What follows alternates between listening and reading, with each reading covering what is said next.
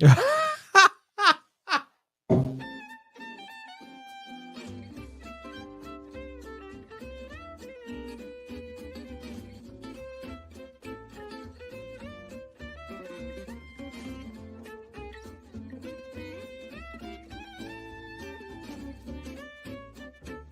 do, neighbor. It's Berean Spirits time once again. The boys have gathered around, and they're ready for you. So join in, make comments, and study with the guys as they try to study as the Bereans did in Acts chapter 17. And now, here's the guys. Welcome back to another episode of Berean Spirits. My name is Chris Peltz. I'm the evangelist with the Southside Church of Christ here in beautiful Springfield, Missouri. Josh Thornhill with the Westside Church of Christ up in Wichita, Kansas. As always, joining us once again. Josh, you doing all right, brother? I'm good. Yeah. Good, man. Glad to have you with us, as always. And Richard Dodson with the Kearney Church of Christ in Kearney, Missouri. Rich, you doing all right, man? I don't know. We got bear problems here. Yeah. So I'm not really crazy about bears. I'm not too happy. I got a hunter that lives across the street. And I asked him, I said, are you going to go hunt these bears? And he said, well, yeah, if you let me. And I said, if I see one behind my place, I will give you permission because I don't want any bears in my neighborhood, but we keep seeing them. So yeah, that's not good. Yeah, we've had them here in Springfield. And then you guys are supposed to keep them. Yeah. Well, they're supposed to be in southern Missouri, not up here. Yeah. For whatever reason, they're migrating north. You know what? They might be migrating south. No, the conservation department said they're coming from the south. Yeah, but they've been wrong before. Well, okay. Well, I guess Richard. I would ask, what side of the Missouri River was it on? It was in Grandview and Hickman Mills. They've been seeing them in Lee Summit. So I would say that's from the south then. But I mean, they're showing up in on multiple, ring cameras, and it's kind of spooky. I don't even like the idea of walking out. Like I went out on my deck last night, and the thought hit me. What if there was a bear on my deck? Oh, he'd run away from you. I would hope. I'd run away from him. I'd be on the roof. You see a 60-year-old man jumping on a roof faster than you ever saw anything. Boy, that would scare me to death. You might be careful walking around town. Somebody might mistake you for a bear and shoot you, Richard. So. Me? Yeah. Oh, no. He's a polar bear. Yeah. A polar bear. Oh, man. I'd be the polar bears are the meanest ones, right? Yes, they are. Yeah. Okay. I'd like to be that. See, I wouldn't have to be afraid of bears except other bears because I could whoop everything. That would be good. Be a polar bear. Yeah. I'm so full of information. You're just too grizzly for that. Oh, this is getting terrible. This is getting. If I was a grizzly, I get to live in the mountains. That'd be kind of cool. That's right. Yeah, that would be all right. All right. Well, let's turn our attention to the subject of the day because we're doing a part 2 from last week talking about elders and deacons, and so we're gonna move on. If you didn't get a chance to watch last week's show, full of great information and controversy, woohoo! I didn't start it. I know it. I was the one that was right. That's not necessarily true, but you keep thinking that. I am. You are. That's right. You are.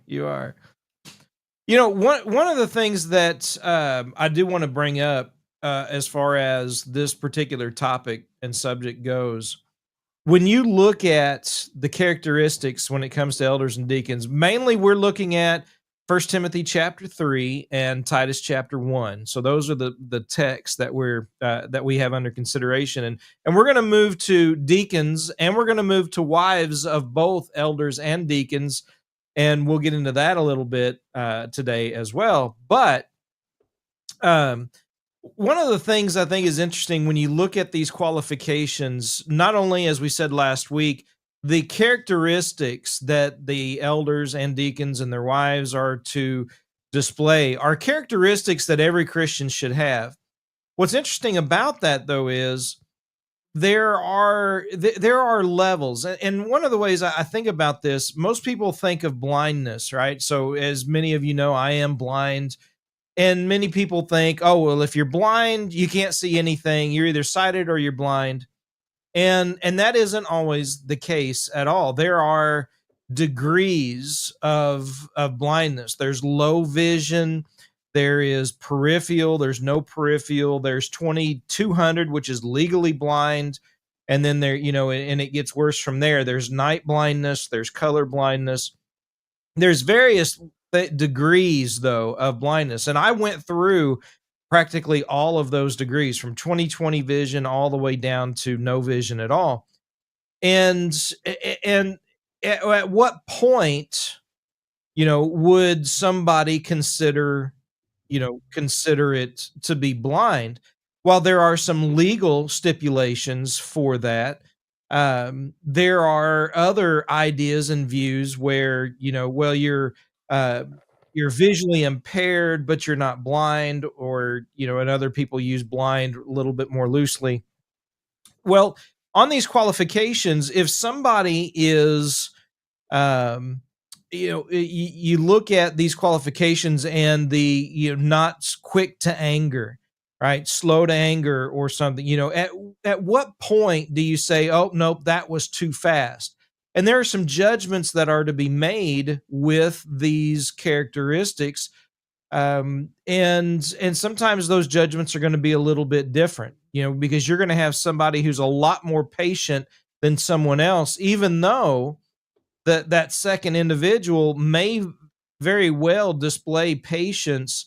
You're going to have to come to an understanding and a judgment as to whether or not he meets the qualifications of elders. And so I don't know if you guys want to jump in on that. Have any thoughts when it comes to, at what point have they proven themselves, and how can we be consistent in that? I think we're going to have to, first of all, you have to know the person. Absolutely. That's true. I mean, it's not just somebody places membership. You're like, oh, see your kid's situation. All right, let's make you an elder. Yeah, there's time that's spent learning the individual and seeing how they respond to different situations is involved there. And I think that kind of speaks to the importance that I think sometimes is lost amongst churches. We're meant to spend time together. Mhm. I think we spend a lot of time, talking about the institutional issues and how it's not the work of the church to eat together in the building, and rightfully so. But I will say that, we hear these people talk about, all these good spiritual conversations that these people can have when they have these fellowship meals. They have the mode wrong, but the idea is the right idea. Brethren spending time together, encouraging one another, building relationships with each other. They're just putting it in the wrong place, but there is a place for it. And spending time with one another is going to enable us to get to know each other so that we can see these character qualities, practically speaking. And then again, we want to have a high standard, but not an impossible standard that no one can attain as well. Well, I think it's important, if somebody is going to make judgments, that they understand the judgment that's been revealed in the scriptures. For instance, one of the qualifications of deacon is, that they hold the faith with a pure conscience. Well, if you don't understand the mystery of the faith, then, how are you going to make that determination? How are you going to make that judgment? How are you going to make a judgment, if you don't know what the Bible means about reverent or double tongued? How are you gonna know when it says not given to much wine? How are you gonna understand what that means? Are you talking about a man who's into social drinking? Is that what you're going to make a determination at? Because I would disagree with that. And so if you're going to make judgments, if that's what we're calling it, then it's important then that the Bible be the judge, and that we're going to have to know what God says about it. That's important. And that's where the elders come in. The elders should be able to lead the flock in the qualifications of these elders so that they can be informed, so that they can be understood. And many times they don't. I've I've said, I have seen deacons who were up to be a deacon, they were being proven, where the elders had the preacher preach on the qualifications of deacons so that the congregation could make the proper determination. And while he's making these sermons, while he's giving these sermons, that deacon, that prospective deacon, wasn't even there. He was out deer hunting. He was missing church. And, when everything was all said and done, he got approved. Now, that was a judgment. Now, was that a proper judgment? I wouldn't agree with it. I didn't agree with it. But that was a judgment that was made. And so it's important then that I would say, most important, that the church understands, each member understands that there is a time when God expects you to be teachers.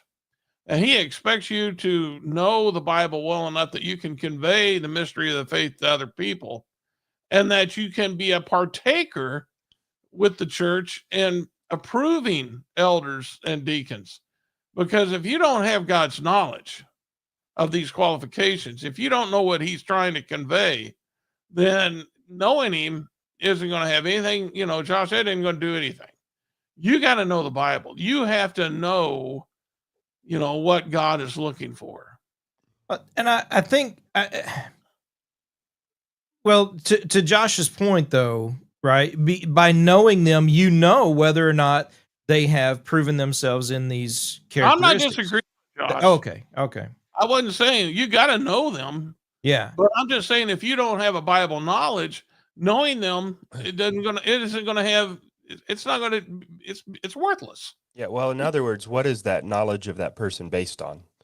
Just your estimation of them, or how well they meet the standard of Scripture. I think that's ultimately his point. Yeah. So, which is a fair point. Yeah. Absolutely. But again, the question is raised when it comes to, for example, hospitality, right? They are to be hospitable, but so are we, right? 1 Peter 3 verse 15. They are to be apt to teach, which I definitely want to get into, and that was some questions that we had come in actually after last week's program. Hebrews chapter 5 and verse 12 through 14, right? By now we ought to be teachers. 2 Timothy chapter 2, verse 2, Timothy is to commit these things to faithful people that they can go out and teach others as well. We're all to be teachers, but that idea of apt to teach, this is something they are known for. They have displayed, they have they have done, and they have that elders. reputation. You're talking about elders. Yes. Yeah. Right. Right. And I would say this. Here's one of the things, and then we'll get to let's get to deacons here in just a minute. But on the apt to teach, many people look at Bible classes Wednesday night and Sunday morning, and I think certainly that can be a tool that is used, an idea that is looked at and used. But there is a danger in that as well, because that's, you look at the scriptures and you find, in fact, I can show you where they did not meet in the middle of the week. Acts chapter 20, verses 6 through 12. When Paul was in Troas, right? They didn't meet in the middle of the week. Right, so you didn't have anyone who was qualified to be an elder who was apt to teach that was teaching a Bible class of the local church on a Wednesday night. So the question then, well, what was he doing? Right? How was he apt to teach? Was he known to be not just able, but willing to teach the word of God, spread the gospel, and to shut the mouths of those who would contradict, according to Titus chapter 1, verse 9. So there are other ways that teaching can take place, and sometimes again we try to put ourselves kind of in this hole, and I think can miss the big picture of it all. Well, Any- as far as elders go, I mean, like the qualification of being apt to teach, that he is willing and able. Mhm. And I think the one that you mentioned about being able to convict the gainsayer speaks of his ability. And that happens quite a bit, where you have people who get caught up in some type of false doctrine, and he has to be able, by using the scriptures, to be able to refute the false doctrine and to be able to convict the gainsayer. In other words, be able to show that this doctrine's false. If you stay on this course, you're wrong. And that doesn't happen overnight. That takes a lot of skill, and that's a very difficult thing to do. And all too often, you'll see elders who will say, "Well, we got a preacher that does that." No, no, that's the elders' responsibility. The elders have the responsibility of being able to know the Bible to the point that they can do that. So if somebody gets caught up in premillennialism, that shouldn't surprise an elder. I mean, he shouldn't go into a panic. He should be able to just grab his Bible and say, "Hey, let's study this. Let's look at this," and be able to break down the argument and at least be able to convict him that this is wrong. And and that would be with anything that's floating out there. They should be able to use the scriptures to be able to show people why that's wrong. And unfortunately, and this speaks, a lot of elders don't have that ability, and that's because the church doesn't uh, have the proper standard when they're qualifying these men. Mhm. You got to know the script. That's the bottom line. You got to know the scriptures if you're going to qualify elders and deacons. You Yeah. got to, or you're going to get people that that's how the church gets into apostasy. Josh, any other thoughts before we move to deacons? No, I think we're good. So in 1 Timothy chapter 3, you have verse 8. So he's just gone through talking to Timothy about the elders, the bishops, right? The fact, and very quickly, that they must desire, right, that work, and their qualifications and their characteristic, right? The characteristics that show how they are qualified to serve the congregation as elders. In verse 8, Is that a qualification? what? People have asked me that. If a man, it says, if a man desires the position of a bishop, he desires a good work. I think so. I mean, because because you look at some other passages like Hebrews 13, verse 7 and verse 17. You look at 1 Thessalonians chapter 5. You look at some of these other things, and the huge responsibility that elders are taking on. And if a man doesn't desire that work, then I think it can be a detriment to the church. I think that is a qualification. I think he needs to desire that work. After all, that's what it says. No, it says if a man desires the position of a bishop. Yeah. So what if he doesn't desire it? Well, it doesn't say. It just says if a man desires the position of a bishop, he desires a good work. Yeah. Well, what if he doesn't desire it? He doesn't desire a good work. If he doesn't desire it, would him serving as an elder kind of lead into what 1 Peter 5 talks about, leading under compulsion? Yes. Yes. Now, that one I would agree with. I'm just looking at 1 Timothy 3:1. Yeah. Is it a qualification? Does it really say that? And that's something that people brought up to me. That's all I threw it in there. Yeah. So, And I think based on other passages and that 1 Peter 5, I would say yes. oh, wait a minute. We got a good comment here. Ron Griffin. Hey, Ron, how are you? What man would not desire the position of an elder if he qualified in every way? Consider the parable of the talents. Okay. Well, what man would not desire the position of an elder? That may be, there could be a lot of things going on in his life that he might say that he may be qualified, but he may say, I just can't take it on. I can't do it. And so, I mean, yeah, I could see a situation where a man might not desire the position of an elder, even if he was qualified, not counting this qualification that Chris is speaking of. I could see situations in life where somebody might say, hey, I got too much on my plate. I just can't do it.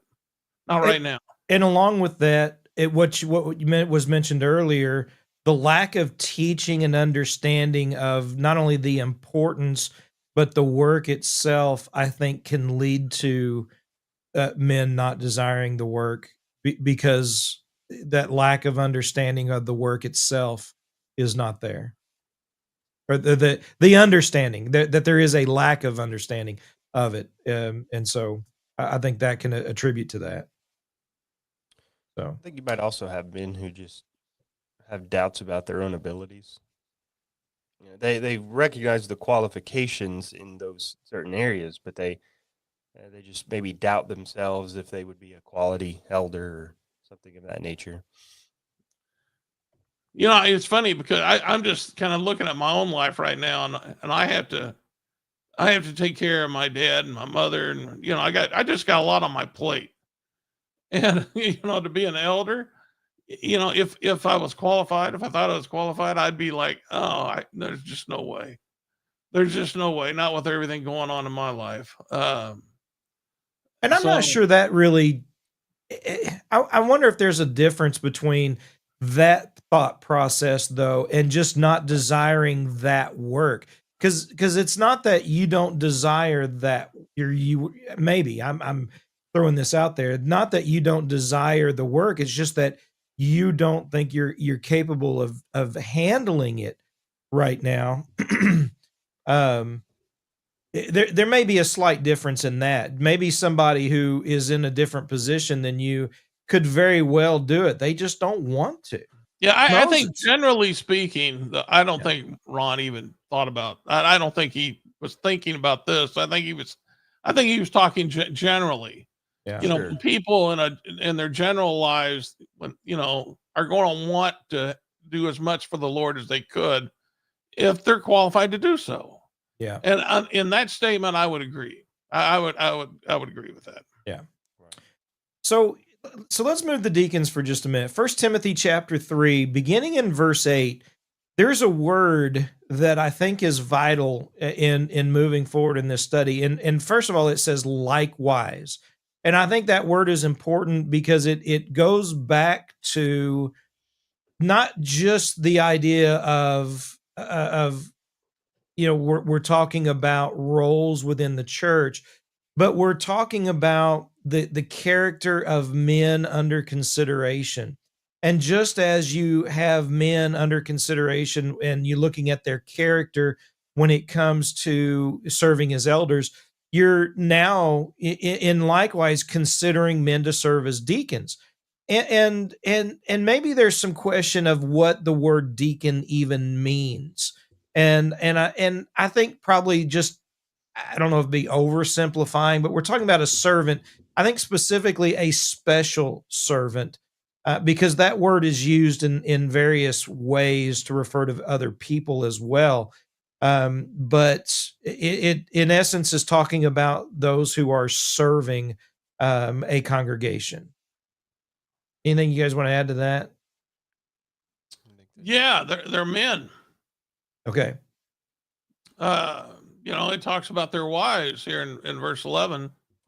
So there's a big movement for deacons being put in as women, and that's making the rounds right now. So, and that comes from a text in the book of Romans, I think it is, with a woman by the name of Phoebe, right, who has served, in various ways, done different services, and it's from the word, right, deacon, and there may be even some wild translations that use the word deaconess. in that respect. But yeah, when you look at 1 Timothy 3, though, verse 12, for example, must be the husband of one wife. And so we are definitely, when we talk about these special servants, we are talking about men, not women, serving in this specific role. And the passage there in Romans 16, it's the same word. Servant is translated from the same Greek word as the word in 1 Timothy 3, which goes to show, as I mentioned, I think it was last week, these are not titles. They're just descriptions of the work that is being done. So one who's been appointed to being a deacon, they are appointed as a servant of the church. Absolutely. But with special roles, and that's where one of the things that's interesting about deacons is with elders, we have a lot of very specific things that we're told that they do, from 1 Peter 5 to Acts chapter 20 and verses 17 through 32, Hebrews 13 verses 7 through 17, 1 Thessalonians chapter 5. There's so much that talks about elders, the work that they're doing, the oversight that they have, how the congregation submits to them, the role that they play in the work that they do. Whereas with deacons, other than the descriptive term deacon itself, as far as serving, the only place really we have to go to, which is a controversial place, would be Acts chapter 6, because that's not what they're called in Acts 6, and it's not for certain that that's exactly what they are. The tradition, I think, is, and a popular idea is, that these men that are being appointed in Acts 6 would be deacons, although it doesn't specifically say that. Yeah, I was getting ready to ask you about Acts 6, if you thought those men were deacons or not. The Bible doesn't record them as deacons, but they did serve much like you see deacons serving, in the fact that they would be doing things. Deacons would be doing things that would help the elders be able to focus on the spiritual aspects of guarding the flock. And that's kind of what those 7 did. They were looking into making sure that the apostles, could give more time to fasting and prayer. So, yeah, it's almost like you backed into that, though, Richard. In this sense, you say, well, that they're doing what we appoint deacons to do today. Well, why do we appoint them to do that today? What in the scriptures say this is what deacons should be doing? And really, that's the text that you go to show, well, this is kind of what we expect of deacons. Yeah. I guess you could say I did back into it, but at least I got in it. Yeah. Yeah. But I mean, you know what I'm saying, though, with that. I mean, Yeah. So I think Acts 6 does play a role in understanding this, but I understand where somebody like, well, they don't want to use Acts 6. But if we don't use Acts 6, where, and if anyone has, where, other than just regular, everyday serving of what we would do, where do we find out what deacons do? Yeah, that's a good question. Josh, go ahead. No, I was thinking that's a good question. Yeah. So, well, then, with that said, it's obvious they're going to have a specific role, just in the point of being selected, right, and having to meet certain qualifications, and proving themselves. So these qualifications are extremely similar, and there's probably just a couple that are worded maybe a little different from the qualifications of elders. One would be with the family, right? In the respect that the only thing we have as far as deacons are concerned, other than being the husband of one wife, is how they're ruling their house, right? How they are leading, I think is a better word there, but leading their house. Obviously, having children. Um, but other than that, those qualifications, probably the biggest difference, and Richard, you alluded to it earlier, is the wine aspect, right? I don't know if you guys want to get into that a little bit before moving on to the wives, but what do you guys want to say about deacons, and then not only the qualifications, but the difference between the wine for elders as opposed to wine for deacons? Let's throw that out there for just a minute. Go ahead. Anybody? I'm sorry, I'm looking at something else, but you really need to look at the aspect of wine and understand how wine's used in the New Testament to kind of get an idea of what he's talking about. I mean, we're not talking about somebody who's a little bit inebriated. Is that the right word? Inebriated? Am I saying that right? Yeah, I think so. Yeah. We're not talking about somebody who's just a little drunk, a little tipsy. We're talking about somebody who is sober minded. And he might be, as Timothy was told, to take a little wine for your stomach's sake. There might be something, with that being done, but it doesn't have anything to do with somebody who's, getting a little drunk. Yeah, absolutely not. Right. Josh, go ahead. Yeah, I mean, and I guess the contention then would be in verse 3, the elder is not addicted to wine, but the deacon is not indulging in much wine.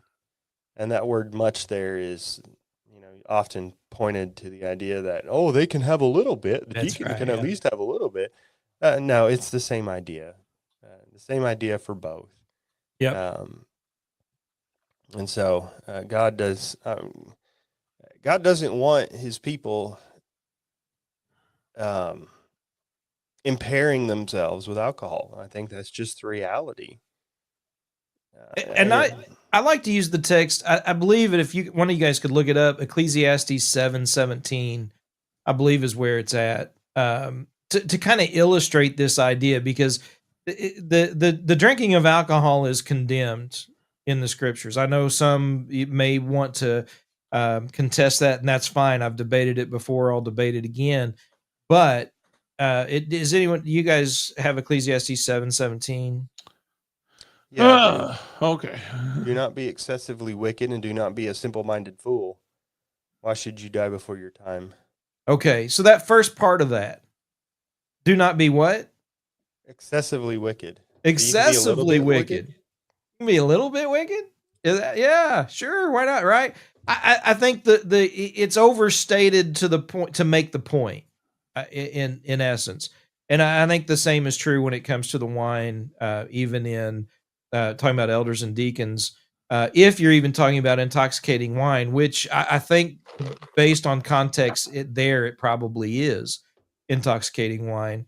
But they're not to touch it. They're not to have it. They're not to be known for that. They are to be sober minded, as was pointed out, for sure.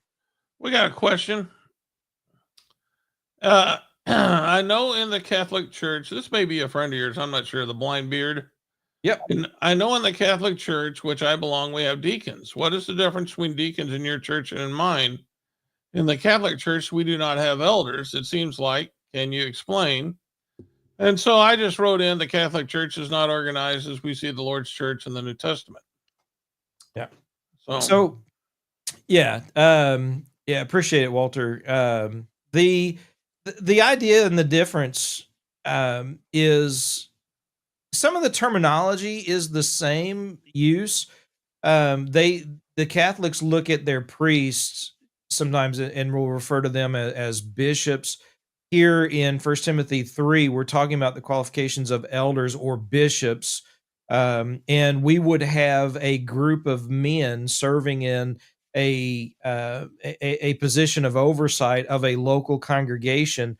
who would meet these qualifications. And so a bishop, according to 1 Timothy chapter 3, for example, would be one who is the husband of one wife, who has children, who has proven themselves with these characteristics found in this particular text. Whereas deacons, while the spiritual oversight is the main focus of the bishops or elders of the local congregation, deacons would be those who were taking on probably more of the physical needs of the congregation, while they are helping the elders so that they can focus on the spiritual needs and instruction and teaching. Deacons would be taking care more of the kind of the physical aspects of what's happening. Any physical needs that someone might have in the congregation. Usually some grounds work and things like that, as far as the building upkeep, things like that are put on deacons. That kind of thing. Anything else you guys want to add on that? Yeah, I mean, I will say, we have a pattern in the New Testament of autonomous churches governed by Christ and by men appointed as elders.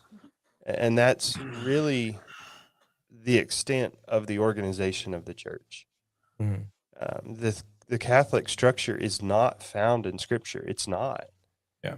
Acts 20 and verse 28 talks about shepherding to shepherd the church of God, which is among you. And also 1 Peter 5. But he talks to elders to shepherd the flock. He's not talking about a group of churches. He's talking about the flock among which you are a part of.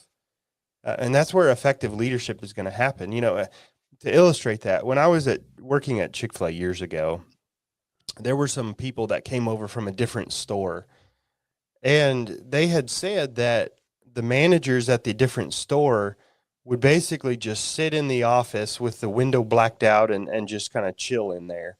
And then when problems came up, they were basically just going on hearsay. And as the store I worked at, the managers were right there among us. They had their sleeves rolled up. They were, working right alongside of us. And so, they were among the group. They weren't isolated from us. They were among us, and they were able to effectively lead that way. And so when you've got groups or leadership somewhere else, they're not leading. They may dictate, but they're not leading, as God defines in the New Testament. Yeah. So God's pattern is the way it is for a reason. There's wisdom in it. And I think we see the perversion of the pattern in the modern denominational structure. Yes. Yeah, absolutely. Yeah. I mean, it's all over when it comes to that. And in other terms, like priests and saints, for example, the Bible refers to all Christians as saints and as priests. First Peter chapter 2, we are a royal priesthood. Philippians chapter 1, when Paul writes to that letter, he writes to the elders, deacons, and saints. And so that just talking about Christians as a whole. So hopefully that helps answer that a little bit with your question. But I appreciate you writing in to us for sure. Let's talk about. Well, is there anything else before we talk about the wives that you guys want to bring up, Richard or Josh? No. All right. So one of the things I mentioned earlier in 1 Timothy chapter 3, verse 8, talking about deacons, that transition, there was that term likewise. And it talked about the characteristics. It didn't get into the being the husband of one wife yet. That's going to be talked about later in 1 Timothy chapter 3. But as it deals with the characteristics of the elders, he then says likewise in verse 8 and talks about the character of those who would be deacons. And then in verse 11, he uses that same term again, likewise their wives. And so the question is that only talking about the wives of the deacons, or is that talking about both the wives of the elders and the deacons? And I think as you look at dealing with the characteristics, if you keep that flow going, I think the term there, Their, is referring to both the elders and the deacons, personally. I think as you look at this, as he deals with the qualifications of the elders, he deals with their character. He says, likewise, here's the character of the deacons.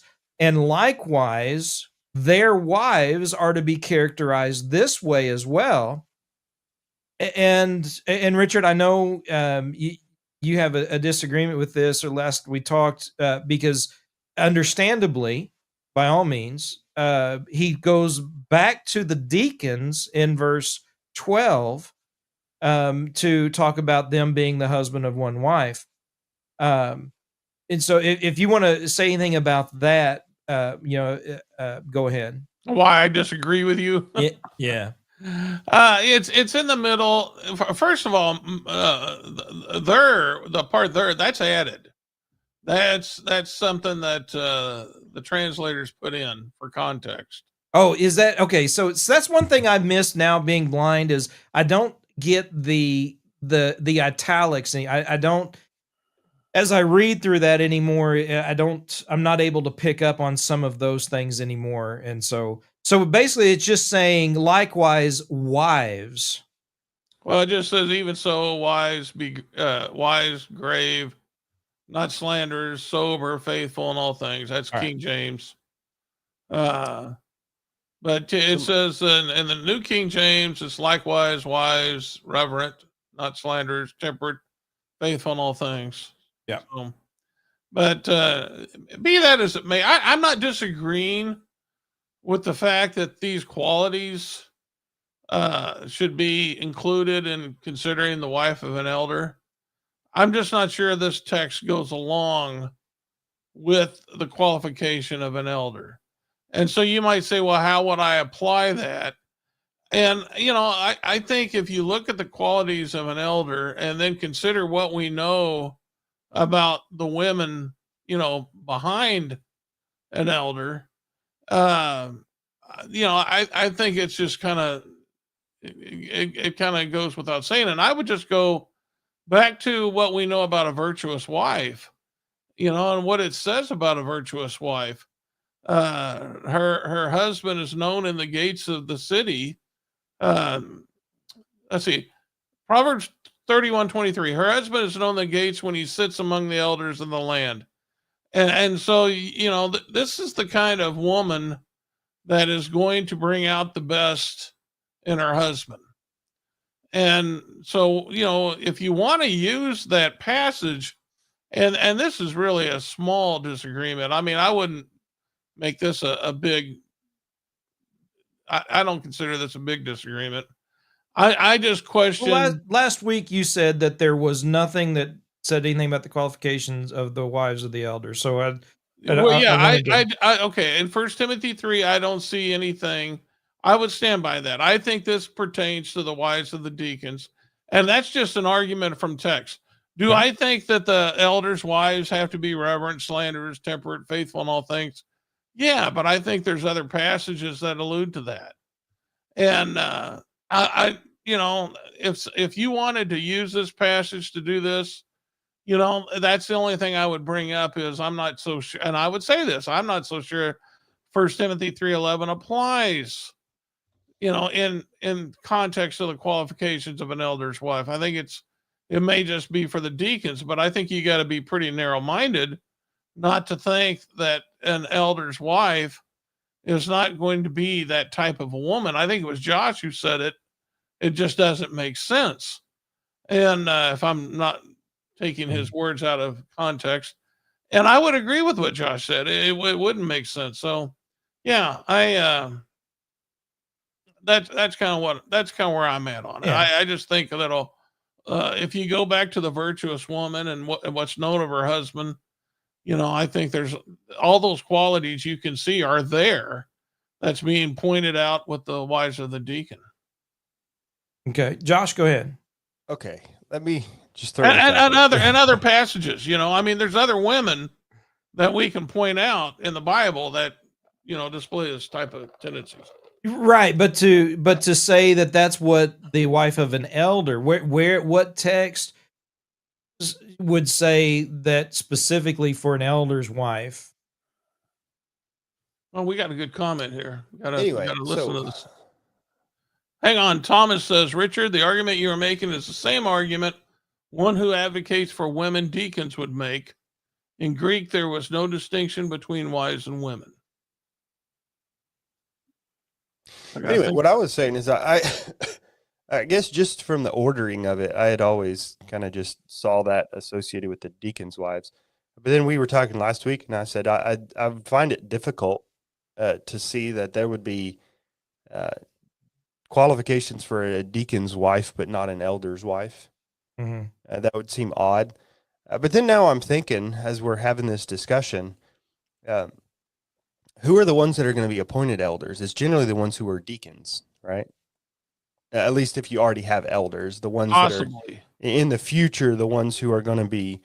So if you're qualified to be an elder or a deacon, and you have your wife with these qualities, and then you're appointed the elder, naturally it's going to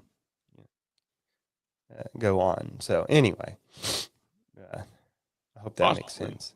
Not always, of course, but yeah, generally, I got you. You see those ideas. And that's what I love about not only this program, but just these discussions that we have, because as we look at these things and not only our approach, but sometimes just kind of breaking these things down, I think it helps. It can help others to kind of walk through not only context, but really grasping the understanding of, how people get to the conclusions they get to, and where they're at. So so I appreciate you guys as far as this particular study, especially is concerned.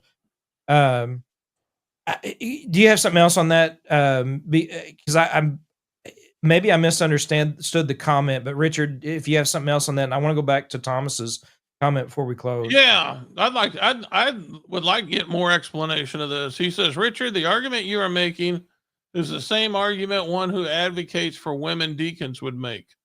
And I'm not seeing I'm not seeing how they're put together. Yeah.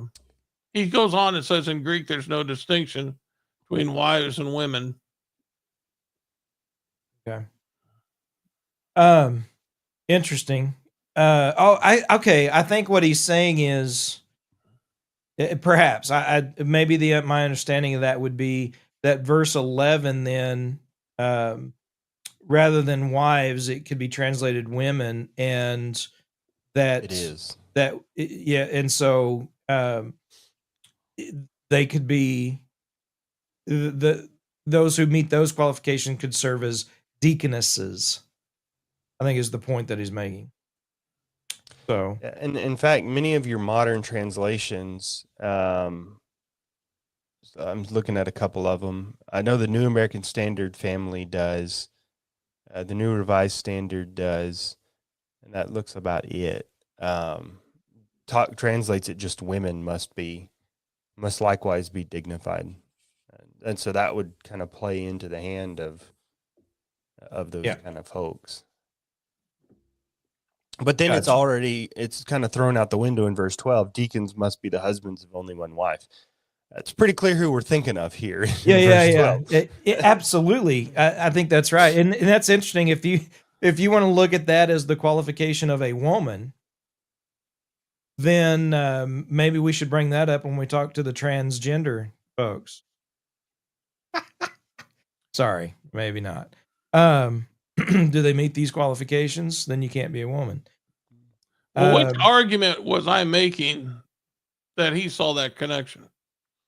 Because I'm still not fall seeing asleep it. when you sleep. That it's within the context only of deacons, and so they would say, look, this is to be within the qualification of a deacon. A woman to be a deaconess must be, since it's all there together. I think that would be my understanding of that point. I don't I don't know if I could get there, but I would my point though was the likewise for the deacons, referring back to the qualifications, the characteristics of elders. You know, they need to have this character as well, and their wives or women wives need to meet or have these characteristics as well. And then he gets more into this objective aspect than the subjective aspect of it, with the deacons being the husband of one wife. But anyway, last thoughts, Josh. Um, we have the qualifications here. Elders, they're serving as the spiritual leaders of the congregation, and deacons are servants, given tasks that the elders have provided for them to help the church run smoothly. Deacons deacon, and the elders eld, lead, I guess. So it's an important structure that God has given, and when you being in a congregation when you kind of have that structure versus where you don't, you can see the benefit of it, and you see why God instituted it that way. Yeah. Richard, I'm going to give you last thought, but I want to direct your last thought to this point. Okay. Do I don't even know if I got a last thought. Do the wives of elders and or deacons even have to be Christian? Oh, yeah, that's a good point. I would say yes. Based on? Well, let's go with that. Let's go with deacons. Deacons, right? Because First Timothy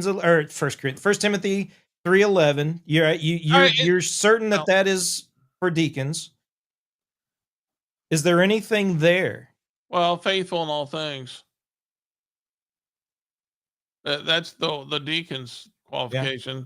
The wives must be reverent, not slanderous, tempered, faithful in all things.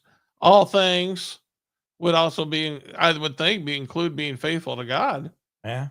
So I would think so. Yeah. It'd be hard getting back to. I was looking real quick at the bishop, and that question was thrown at. We talked about that, Chris. I know that came out not very long ago.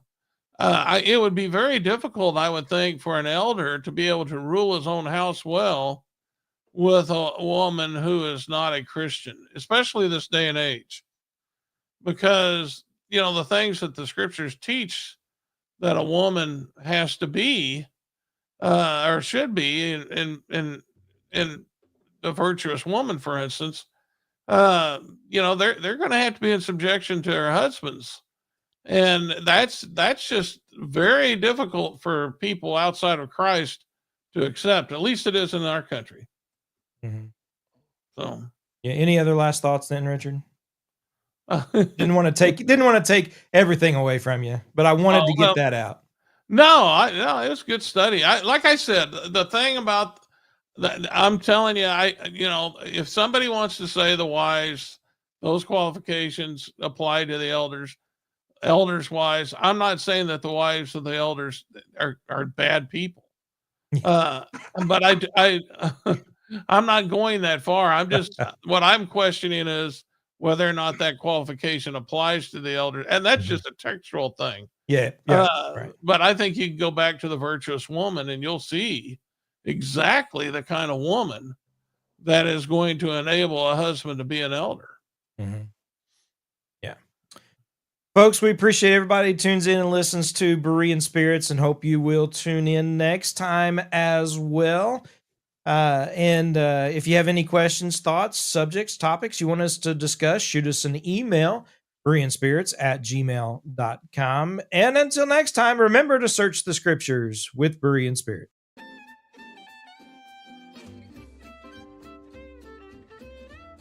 Well, folks, that's all for today. Don't worry. Lord willing, the guys will be back next week for another Bible study on Berean Spirits. Until then, let the guys hear from you. Drop them some email at bereanspirits@gmail.com. They'd love to hear from you. Until next time, let's keep studying that Bible.